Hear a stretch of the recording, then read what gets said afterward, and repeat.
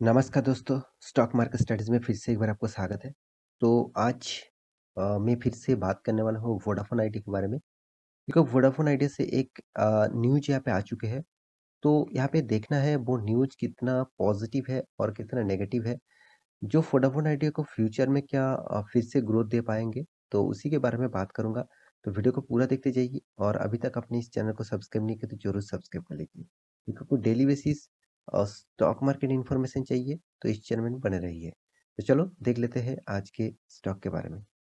तो सबसे पहले मैं चार्ट पैटर्न के ऊपर आ चुका हूँ। तो यहाँ पे आप खुद ही देख सकते हैं वोडाफ़ोन आइडिया जो है वो एक्चुअली टेलीकॉम इंडस्ट्री से बिलॉन्ग करने वाला अभी तक मार्केट में सेकंड पोजीशन में रहने वाला कंपनी है। इसका मार्केट कैपिटलाइजेशन के हिसाब से company second largest telecom sector है। और देखिए अभी तक जियो मार्केट में नहीं आया, मतलब स्टॉक मार्केट में अभी तक जियो लिस्टिंग नहीं है। तो इसीलिए दोनों ही कंपनी अभी यहाँ पे परफॉर्मेंस कर रहा है, वो है वोडाफोन आइडिया और भारती एयरटेल। तो भारती एयरटेल तो अच्छा खासा परफॉर्मेंस कर ही रहा है, मगर वोडाफोन आइडिया अभी तक देख लीजिए company 2G, 3G, 4G 4G plus और वोल्ट के ऊपर काम कर रहा है। अभी तक कंपनी 5G के ऊपर कुछ काम नहीं कर रहा है, क्योंकि 5G के ऊपर करने के लिए उसको पैसे की ज़रूरत होगा और उसको किसी भी जगह से फंडिंग नहीं मिल रहा है। मतलब वोडाफोन आइडिया को किसी भी बैंक और किसी भी कंपनी फंडिंग देने से मतलब देने के लिए इनकार कर रहा है। इसका कारण तो आप सभी जानते हैं, इतना बड़ा कर्जा लेके बैठे हुए हैं, तो दूसरा कोई कंपनी उसको फिर से कर्जा देने के लिए सोचेगा भी नहीं। तो यहाँ पे कौन-सा न्यूज़ है? तो देखिए आज के दिन का 4.5% तक गिरावट, देखिए आज के दिन तो हर कोई कंपनी में गिरावट हुआ है, 3, 4, 5, 7% तक गिरावट हुआ है। क्योंकि निफ्टी जो खुद 3% से ज़्यादा यहाँ पे गिर चुके थे, 3 साढ़े 3% तक यहाँ पे गिरने को देखने को मिला था।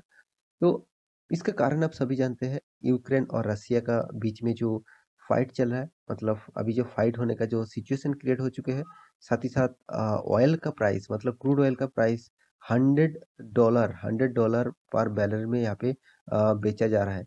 तो जब जितना क्रूड ऑयल का प्राइस बढ़ेगा उतना ही महंगाई बढ़ेगा और जितना महंगाई बढ़ेगा उतना ही इफ़ेक्ट पड़ेगा हर कंट्री के स्टॉक मार्केट के ऊपर और इसीलिए इंडियन मार्केट में भी ऊपर की बहुत प्रेशर है। तो वोडाफ़ोन आइडिया से कौन-सा न्यूज़ है वो आपको तो पहले देखना चाहिए। तो न्यूज़ कौन-सा है वो उसके ऊपर मैं एक बार आपको दिखा देता हूँ, तभी आपको सारे डिटेल्स क्लियर हो जाएगा। तो चलो वो न्यूज़ क्या है? तो वोडाफ़ोन आइडिया का जो न्यूज़ है, मैं यहाँ पे मनी कंट्रोल की वेबसाइट के ऊपर आ चुका हूँ।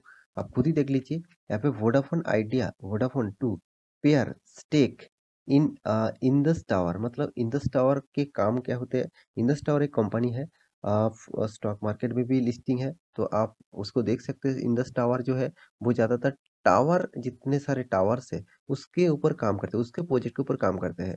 और यहाँ पे देखिए more deals in the works as Vodafone Idea revival keys, मतलब रिवाइवल करने के लिए वोडाफोन आइडिया अभी सोचा है। तो ये जो न्यूज़ है इसके बारे में डिटेल्स में आपको यहाँ पे बता देता हूँ। क्योंकि देखिए यहाँ पे जो बताया जा रहा है, ब्रिटिश टेलीकॉम जायंट वोडाफोन। तो वोडाफोन एक्चुअली इंडिया का कंपनी नहीं है, ब्रिटिश कंपनी है। तो ब्रिटिश कंपनी इंडिया में बिजनेस करने के लिए आया था और आदित्य बिरला के साथ पार्टनरशिप करके अभी वोडाफोन आइडिया बन चुके हैं। पहले तो वोडाफोन था, पहले आप जानते हैं वो पहले हच था, उसके बाद वोडाफोन हुआ और अभी वोडाफोन आइडिया बन चुके हैं। क्योंकि आदित्य बिरला की ज़्यादातर शेयर होल्डिंग यहाँ पे इंडिया में देखने को मिला। तो यहाँ पे आप खुद ही देख सकते हैं, in British telecom giant Vodafone announce the launch of, यहाँ पे देखिए ब्लॉक डील, जो ब्लॉक डील होने वाला है फरवरी 23 में, to sell 2.4% stake in Indus tower. देखिए एक्चुअली वोडाफोन आइडिया को क्या चाहिए? पैसा चाहिए, क्योंकि उसको बिजनेस चलाने के लिए और उसको फ्यूचर में टिके रहने के लिए उसको पैसा चाहिए। क्योंकि देखिए जितने सारे बैंक से लोन लेके रखा है और बहुत सारे जगह से लोन लेके रखा है, उसको तो मिटाना ही होगा, उसको तो चुकता करना ही पड़ेगा। तो उसको चुकता करने के लिए और बिज़नेस को चलाने के लिए जितने सारे स्टाफ्स है, जितने सारे उसका प्रोडक्ट्स है, सारे के सारे और बहुत सारे चीज़ होते हैं जिसके लिए बहुत खर्चा आते हैं। तो उस खर्चे को मेंटेन करने के लिए तो उसको पैसा की ज़रूरत होगा ही होगा। तो इसीलिए यहाँ पे कंपनी क्या करने वाला है, एक ब्लॉक डील करने वाला है, मतलब एक डील करने वाला है। उसका जो स्टेक है किसके पास? और इंडस टावर के पास जो स्टेक है उनमें से 2.4 2.4% स्टेक बेचने वाला है। तो कितना परसेंट स्टेक है वो तो पहले आपको देखना चाहिए। तो यहाँ पे खुद ही देख लीजिए, यहाँ पे टोटल बताया जा रहा है Vodafone group plaque hold 757 million share, 757.8 million shares holding करके रखा है किसके ऊपर, इंडस टावर लिमिटेड के ऊपर, और इक्विवेलेंट टू 28.1% शेयर होल्डिंग उस कंपनी के ऊपर वोडाफोन आइडिया है। तो 28 पॉइंट आप देख सकते हैं 28.1% जो स्टेक है उसको क्या करने वाला है, उसको उससे 2.4% का स्टेक बेचने वाला है। तो देखिए यहाँ पे कितना परसेंटेज बेचा जा रहा है वो तो आपको जरूर देखना चाहिए। तो बेचा क्यों जा रहा है, उसका कारण तो मैं पहले ही बता चुका हूँ कि वोडाफ़ोन आइडिया के हाथ में कुछ पैसा नहीं है। तो उसको बिज़नेस चलाने के लिए उसको पैसे की ज़रूरत होगा। वो अभी क्या करेगा, जितने सारे उसका फंडिंग जहाँ से लेके रखा है और जिस जगह से उसका फंडिंग है, वो सारे के सारे बेचेंगे। तो यहाँ पे आप खुद ही देख लीजिए इस जो स्टेक जो बेचा जाएगा वो एक्चुअली एक बल्क डील होने वाला है। तो ये जो बल्क डील होने वाला है तो इसके लिए वोडाफोन आइडिया को हाथ में पैसा आएगा ज़रूर। मगर एक चीज़ आप सोच लेना, आपका जो प्रॉपर्टीज़ है, जो बिज़नेस का एसेट है, अगर वो आप धीरे-धीरे करके बेचते जाएँगे, तो आपके हाथ में कुछ नहीं बचेंगे, फ्यूचर में कुछ नहीं बचेंगे, तो आप तो पूरा के पूरा बर्बाद हो जाएगा। सेम टू सेम यहाँ पे वोडाफ़ोन आइडिया के साथ उसी तरीके से ही काम हो रहा है। अगर वोडाफ़ोन आइडिया इस तरीके से जितने सारे शेयर्स हैं, उसको अगर एक-एक करके बेच डाले, तो उस वोडाफ़ोन आइडिया के ऊपर भी बहुत फ्यूचर में परेशानी आ जाएगा। तो मेरे हिसाब से गवर्नमेंट इसको सपोर्ट किया, करीबन गवर्नमेंट 33% इसका शेयर लेकर 33% इक्विटी शेयर लेकर इसको फंडिंग के जो जो इसका जो जो टैक्स है उसको मतलब टाइम पीरियड बढ़ा चुके हैं। 5 साल और भी एक्सटेंड किया है। देखिए 5 साल हो और 10 साल भी हो, इंडिया में जो इसका जो सिनेरियो अभी बन चुके हैं वोडाफोन आइडिया का, मुझे लगता है बहुत बड़ा फंडिंग अगर कंपनी को ना मिले, तो कंपनी आगे नहीं जा सकता। तो मेरे हिसाब से आप वोडाफ़ोन आइडिया के ऊपर निवेश करके रखे हैं, तो आप बहुत पैनिक सिचुएशन में फ्यूचर में आपका लॉसेस होने का चांसेस है। क्योंकि देखिए आप बहुत सारे दोस्त कहेंगे सर मुझे तो 1 साल में अच्छा खासा रिटर्न मिला। आप खुद ही देख लीजिए किस तरीके से रिटर्न मिला। यहाँ पे देखिए रिटर्न तो मिला था, मगर फिर से जो गिरावट हुआ, वहाँ का सिनेरियो देखकर आपको लगेगा कि टोटली कंपनी हर क्वार्टर में, हर साल में लॉसेस दे के आया है। तो जो कंपनी हर साल में, हर क्वार्टर में लॉस दे के आ रहा है, तो उस कंपनी में निवेश करने से क्या फ़ायदा?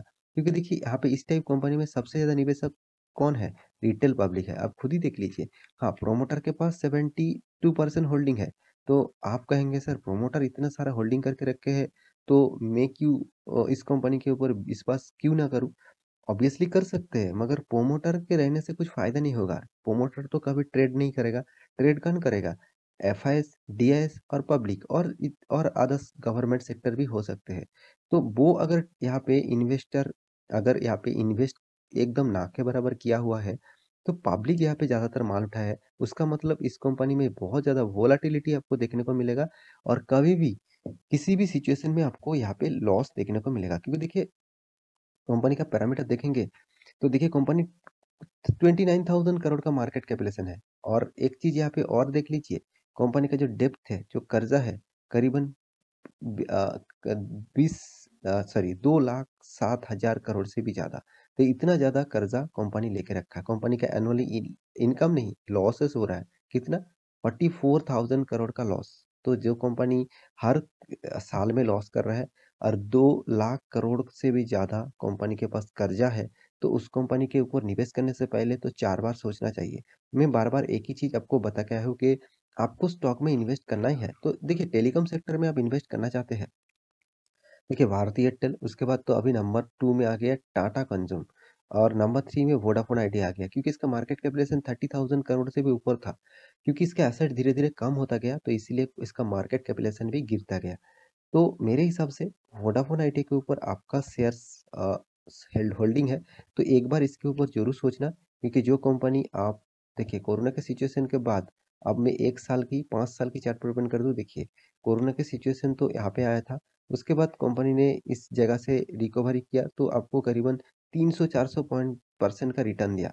आप कहेंगे सर, दो मैं तो ₹4 में निवेश किया था और मैं तो करीबन-करीबन ₹20 सॉरी करीबन 10 से 15 रुपया के बीच में बेचा, तो मेरा तो अच्छा खासा प्रॉफ़िट है। ऑब्वियसली आपको 300-400 पॉइंट का रिटर्न ज़रूर मिला होगा, मगर वो शॉर्ट टर्म ट्रेडिंग हो गया। मैं लॉन्ग टर्म के लिए आपको बता रहा हूँ, लॉन्ग टर्म के लिए इस कंपनी परफेक्ट नहीं है, फिलहाल के लिए। तो मेरे हिसाब से आप ऑब्वियसली अ, इस कंपनी से दूर रहे तो अच्छा है, बाकी आपकी मर्ज़ी, क्योंकि फंड आपका है, पैसा आपका है, आप कहाँ पे इन्वेस्ट करेंगे सोच समझ के करना, क्योंकि पैसा का लॉस होगा तो आप ही को होगा। तो आशा करता हूँ सारी जानकारी आपको मिल चुका है। तो मेरा वीडियो अच्छा लगे तो लाइक करना, दोस्तों के साथ शेयर करना और इस चैनल को सब्सक्राइब भी करना। मिलते हैं नया स्टॉक लेके, तब तक के लिए अच्छे से रहिए, अपना ख्याल रखिए, बाय बाय।